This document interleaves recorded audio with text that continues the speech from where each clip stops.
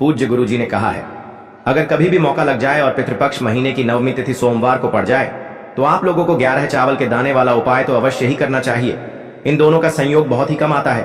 और दोस्तों, पूज्य गुरुजी ने अपनी शिव महापुराण की कथा में बताया है, इस दिन आपको 11 चावल के दाने वाला उपाय तो अवश्य ही करना चाहिए, क्योंकि ऐसा दिन पूरे साल में सिर्फ एक ही बार आता है।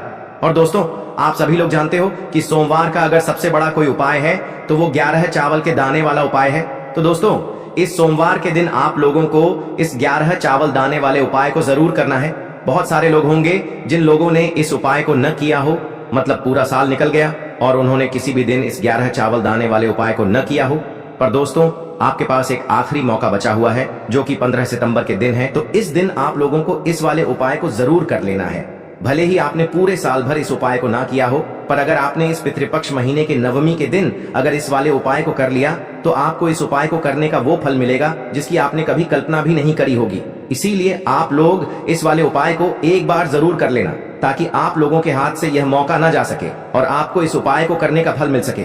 दोस्तों, यह उपाय पंडित जी ने अपनी अभी की ही शिव महापुराण की कथा में बताया है। जिस उपाय को आज हम आपको बहुत अच्छे से समझाने वाले हैं, इस वीडियो को देखने के बाद इस उपाय को समझने के लिए आपको कोई और वीडियो को देखने की जरूरत नहीं पड़ेगी। तो चलिए दोस्तों, उपाय को शुरू करते हैं। देखिए, ये इस श्राद्ध महीने के सोमवार के दिन ये इतना खास होता है, इतना महत्वपूर्ण होता है। देखा गया है कभी कभी बड़े बड़े पूजा पाठ अनुष्ठान से जो मनोकामना पूर्ण नहीं होते, वो इस श्राद्ध महीने के नवमी के दिन एक छोटे से उपाय करने से ही आपकी मनोकामना पूर्ण हो जाती है। और बहुत सारे लोगों ने इस उपाय को किया भी है और उनको इस उपाय को करने का फल भी जरूर मिला है। अगर आप लोग भी इस उपाय को सोमवार नवमी के दिन करना चाहते हैं तो आप इस उपाय को पहले अच्छे से समझ लेना, सुन लेना, उसके बाद करना। आपको इस उपाय का फल जरूर मिलेगा। और इस उपाय को कर लेने से आपके घर में चाहे किसी भी प्रकार की दुख और समस्या क्यों ना चल रही हो, आपको उसका कारण भी नहीं पता है कि भाई यह समस्या किस कारण से चल रही है, उसका कुछ भी कारण हो सकता है, जैसे पितृदोष हो सकता है या किसी भी तरह का मंगल दोष भी हो सकता है। तो इस दिन आप लोगों को यह वाला उपाय कर लेना है। ये एक ऐसा उपाय है जिस उपाय को अगर किसी विशेष दिन पर किया जाए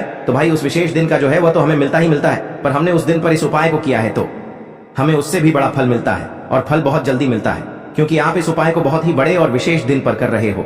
तो चलिए अब उपाय के बारे में बात करते हैं, लेकिन उससे पहले आप लोगों को यह जानना आवश्यक है कि आखिर यह उपाय किस समय करना है, किसको करना है और कैसे करना है। तो चलिए हम आगे आपको वीडियो में एक एक करके बता देते हैं। लेकिन उससे पहले अगर आप लोग हमारे चैनल पर नए हैं तो हमारे चैनल को सब्सक्राइब कर लेना और इस वीडियो को लाइक करके कमेंट बॉक्स में श्री शिवाय नमस्तुभ्यम ओम नमः शिवाय जरूर टाइप कर देना।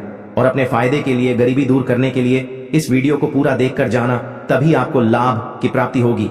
यदि आज आपने वीडियो को बीच बीच में से देखा, काट काट कर देखा, तो आपको जीवन में कभी सफलता हासिल भी नहीं होगी। तो दोस्तों, इस 11 चावल दाने वाले उपाय को हमें इस सोमवार के दिन कैसे करना है, किसको करना है, किस समय करना है और कहां पर करना है, ये सारे सवालों के जवाब आपको इस वीडियो में मिल जाएंगे। और जो ये वीडियो देखेगा भाई, उसको 11 चावल के दाने वाला उपाय जरूर करना चाहिए, क्योंकि इस दिन एक चावल दाने का भी बहुत ही बड़ा और विशेष महत्व होता है। और जब बात आ जाए 11 चावल के दाने की, तो ये सोने पे सुहागा वाली बात हो जाती है और ये एक बहुत ही बड़ा उपाय हो जाता है इस सोमवार नवमी तिथि का। तो अब दोस्तों, इस 11 चावल के दाने वाले उपाय को आखिर करना किसको है, सबसे पहले हम लोग वो बात जान लेते हैं। तो देखो, घर की जो बड़ी माताएं बहनें होती हैं, उन माताओं बहनों में से कोई भी एक बड़ी माता बहन इस वाले उपाय को कर सकती है। और दोस्तों, अगर आप चाहें तो अपने घर में से सभी सदस्यों को भी इस उपाय को करवा सकते हैं। अगर किसी व्यक्ति की खुद की कोई मनोकामना है, खुद की कोई दुख और परेशानी है जो कि वह अपने लिए ही करना चाहता है इस वाले उपाय को, तो वह खुद अपने लिए भी कर सकता है। बाकी अगर कोई घर में से ऐसा है जो कि अपने पूरे घर परिवार की सुख और शांति के लिए ये वाला उपाय करना चाहता है, तो भाई वह भी कर सकता है, उसमें भी कोई दिक्कत वाली बात नहीं है। कहने का मतलब ये है कि इस उपाय को हर एक सदस्य भी कर सकता है और पूरे घर परिवार के सदस्य के लिए घर की बड़ी माताओं बहनों में से कोई एक माता बहन भी कर सकती है। माताएं बहनें अगर घर में उपस्थित न हो या वो यह वाला उपाय न कर पा रही हो, तो फिर घर का कोई बड़ा सदस्य भी इस 11 चावल के दाने वाले उपाय को कर सकता है, चाहे फिर वह पुरुष ही क्यों ना हो, उसमें कोई भी दिक्कत वाली बात नहीं है। अब दोस्तों, इस 11 चावल के दाने वाले उपाय को हमें करना कहां पर है? हमें इसे शिव जी के मंदिर में जाकर करना है। बहुत सारे लोग प्रश्न करते हैं हर एक उपाय को करते समय क्या हम इस उपाय को घर पर कर सकते हैं? तो इस वाले उपाय को आप घर पर नहीं कर सकते हो। इस वाले उपाय को करने के लिए आपको शिव जी के मंदिर ही जाना पड़ेगा। उसके बाद में दोस्तों जो अगला प्रश्न निकल कर आता है वो यह आता है इस उपाय को लेकर कि आखिर इस उपाय को हमें किस समय करना है, सुबह के समय करना है कि शाम के समय करना है। तो देखो, इस वाले उपाय को आप लोग सुबह के समय भी कर सकते हो और शाम के समय प्रदोष काल में भी कर सकते हो। अब अगर आप पूछो कि भाई सबसे उत्तम समय कौन सा रहेगा इस 11 चावल के दाने वाले उपाय को करने का, तो हम आपसे बस यही कहेंगे कि इस उपाय को आप सुबह के समय करेंगे तो ज्यादा बेहतर होगा। बाकी अगर प्रदोष काल शाम के समय भी करेंगे तो भी अच्छा होगा, उसमें कोई भी दिक्कत वाली बात नहीं है। तो अब दोस्तों जो अगली सबसे बड़ी और महत्वपूर्ण बात आती है वो यह आती है कि सुबह अगर हम उपाय को करेंगे तो हमें कितने बजे से लेकर कितने बजे तक के बीच में करना है, और शाम के समय प्रदोष काल में करेंगे तो हमें कितने बजे से लेकर कितने बजे के बीच में करना है। तो देखो, सुबह जितनी जल्दी हो सके आप उपाय को करने की कोशिश करना। बाकी अगर किसी कारणवश लेट भी हो जाओ, थोड़ी देर भी हो जाए, तो 10 या 11 बजे तक भी आप उपाय कर लेना, पर 12 बजे से ज्यादा देरी न हो, ठीक है? इस बात का ध्यान रखना। उसके बाद में दोस्तों अगर शाम के समय प्रदोष काल की बात करें, प्रदोष काल का जो समय होता है वो शाम के 6 बजे से शुरू हो जाता है। मतलब शाम के 6 बजे से लेकर 7 बजे के बीच का जो समय होता है ये समय प्रदोष काल का समय होता है। पर अभी जो मौसम चल रहा है इस मौसम में जो है शाम बहुत देरी से होती है, तो आप इस उपाय को 7 या 8 बजे के बीच में भी कर सकते हो। मतलब शाम के 6 बजे से रात 8 बजे के बीच में आप कभी भी इस वाले उपाय को कर सकते हो, उसमें कोई भी दिक्कत वाली बात नहीं है। अब दोस्तों यहाँ पर इस उपाय को लेकर एक और सबसे बड़ी बात ये निकल कर आती है कि इस 11 चावल के दानों को हमें लेना कहां से होता है, और हमें इस उपाय को करने के साथ में क्या और कुछ भी सामग्री ऐसी होती है जो शिव जी के मंदिर लेकर जानी पड़ती है। तो देखो यहाँ पर हम आपको बता दें, सबसे पहले आप लोग ये जान लो कि यह जो 11 चावल के दाने वाला उपाय है, सिर्फ और सिर्फ आप उपाय की सामग्री लेकर कभी भी शिव जी के मंदिर मत जाना, क्योंकि हमें भगवान के सामने यह नहीं दर्शाना है कि अगर हम भगवान शिव जी के मंदिर आए हैं तो अपने फायदे के लिए आए हैं। तो इसलिए जो भी पूजन सामग्री है उपाय सामग्री है, 11 चावल के दाने, इसके साथ में आपको पूजन सामग्री भी जरूर लेकर जाना है। देखो, अगर सुबह के समय उपाय कर रहे हो तो सीधी सी बात है, 1 लोटा जल तो आप लेकर जाओगे ही जाओगे। वही 1 लोटा जल अगर मिट्टी का जल हो तो बहुत अच्छा रहेगा। मिट्टी का जल कैसे बनाया जाता है इसके लिए हमने पहले से बहुत सारी वीडियोस बना दी है। आपके पास इस दिन एक आखिरी मौका रहेगा मिट्टी का जल शिव जी पर चढ़ाने का और उपाय को करने का। बहुत बड़ा आपको इस दिन फल मिलेगा। तो इसलिए इस दिन हो सके तो भाई मिट्टी का जल चढ़ाना, तो अपने साथ में कम से कम 1 लोटा जल तो आपको लेकर जाना ही जाना है। अगर मिट्टी का जल नहीं है तो घर का जल भी आप इस्तेमाल कर सकते हो। इसके अलावा जो भी पूजन सामग्री है, देखो 11 चावल के दाने ये अलग आपके रहेंगे और जो आपकी पूजन सामग्री रहेगी वो अलग रहेगी। पूजन सामग्री में आप जो भी चीज लेकर जाना चाहे वो लेकर जा सकते हैं, उसमें कोई भी दिक्कत वाली बात नहीं है। वहीं अगर हम बात करें शाम के समय की, तो शाम के समय शिव जी पर जल नहीं चढ़ता है, इसीलिए शाम के समय आप लोग एक दीपक तैयार कर लें जो कि गोल बत्ती का, आटे का, शुद्ध देसी गाय का घी का होगा, है ना? इस बात का आप लोगों को ध्यान रखना है। और इस दीपक को आपको घर से जलाकर नहीं लेकर जाना है, भगवान शिव जी के मंदिर में जाकर ही जलाना है। इस बात का भी आप लोगों को ध्यान रखना है। अब दोस्तों यहाँ पर हमें इस बात को समझना है कि यह 11 चावल के दाने हमें लेना कहां से है। क्या हमें दुकान से लेकर आना है, या हमें अपने घर से लेना है, या कहां से लेकर आना है, और कौन से चावल लेना है, क्योंकि चावल भी बहुत प्रकार के होते हैं। तो देखो, इन सभी सवालों के जवाब आप लोग एक बात में सुन लो कि भाई ये जो उपाय है, इस उपाय में आपको ये नहीं देखना है कि भाई कौन से चावल है कौन से चावल नहीं है।